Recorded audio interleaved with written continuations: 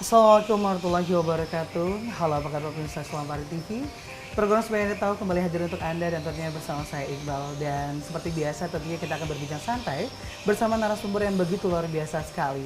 Dan telah hadir bersama kita narasumber yang begitu luar biasa sekali, yaitu beliau merupakan komisioner KPU Provinsi Sumatera Selatan di Divisi Perencanaan Data dan Informasi. Beliau adalah Bapak Henry Almawijaya. Langsung kita sapa. Selamat malam Bapak. Selamat malam. Ada luar biasa malam hari ini bisa bertemu tentunya ya. Bukan hal mudah untuk bertemu dengan Pak Henry Almawijaya pastinya ya. Amin. Dengan kesibukan yang begitu luar biasa nih Pak Henry. Sebagai warga Lubuk Linggau yang menjadi komisioner KPU di Sumatera Selatan nih. Kesibukannya seperti apa saat ini kalau boleh tahu? Kalau sekarang KPU Provinsi Sumatera Selatan itu baru saja menetapkan daftar pemilih tetap, ya kan? Kemudian dari daftar pemilih tetap ini itu dilanjutkan dengan tahapan penyusunan daftar pemilih khusus dan daftar pemilih tambahan. Jadi benar-benar disibuk sekali ya, Ya. seperti itu. Nah, dan pemirsa di rumah, hari ini kita akan mengangkat tema yaitu proses pemutakhiran data pemilu. Nah, jadi pemirsa di rumah tentunya yang penasaran ya, bagaimana sih sebenarnya untuk proses tahapan pemilu sendiri?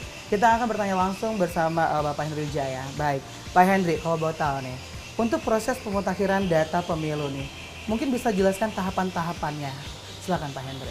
Jadi sebagaimana yang telah kita sampaikan tadi bahwa pada tanggal 15 Desember 2018 yang lalu KPU secara nasional itu telah menetapkan daftar pemilih tetap untuk pemilu 2019. 19.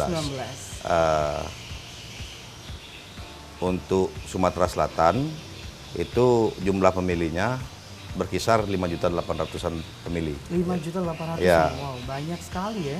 Nah, kemudian walaupun daftar pemilih ini sudah ditetapkan secara nasional, masyarakat pemilih, khususnya warga Sumatera Selatan, itu masih bisa secara bersama-sama untuk meng-cross-check apakah yang bersangkutan itu sudah masuk sebagai pemilih atau belum.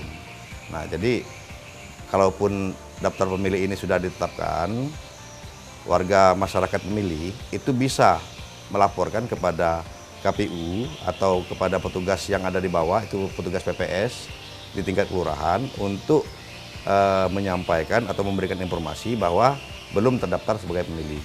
Jadi kalaupun memang nanti masih ada yang belum terdaftar sebagai pemilih, itu bisa untuk diusulkan masuk ke daftar pemilih yang kemudian akan dimasukkan ke dalam daftar pemilih khusus. Daftar pemilih khusus seperti itu.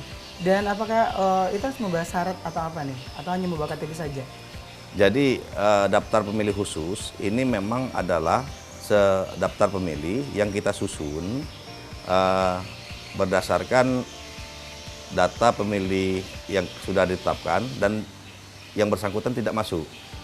Jadi kita kan sudah menetapkan DPT nih. Nah, ketika DPT ini sudah ditetapkan, ternyata masih ada masyarakat yang belum terdaftar pada saat DPT kemarin, itu bisa dimasukkan ke dalam daftar pemilih khusus. Nah, dengan ketentuan, memang warga tersebut adalah warga yang berdomisili di wilayah tertentu, yang kemudian dibuktikan dengan kartu identitas kependudukan seperti KTP, KK, dan lain sebagainya.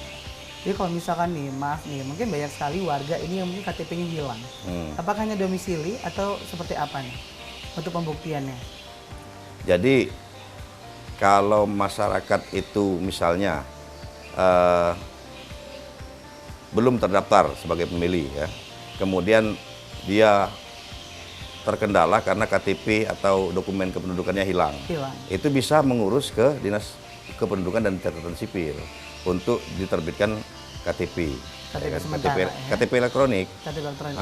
Jadi kita juga berkoordinasi dengan Disduk Capil untuk memfasilitasi masyarakat terkait persoalan daftar pemilih.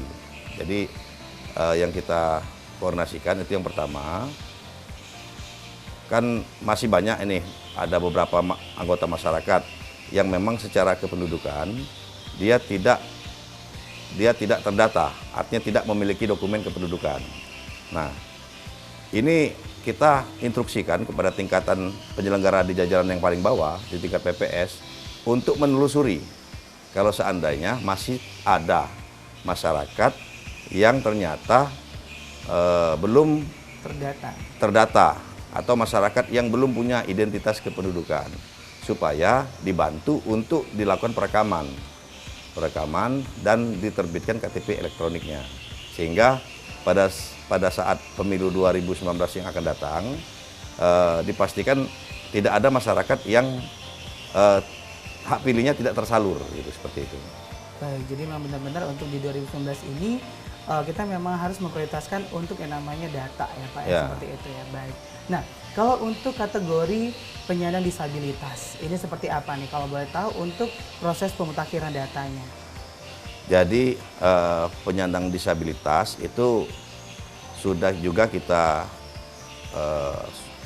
kita susun, ya kan? Untuk penyandang disabilitas itu kan memiliki beberapa kategori. Ada yang tuna wicara, ada yang tuna daksa, ada yang tuna grahita, ada yang tunarungu dan lain sebagainya.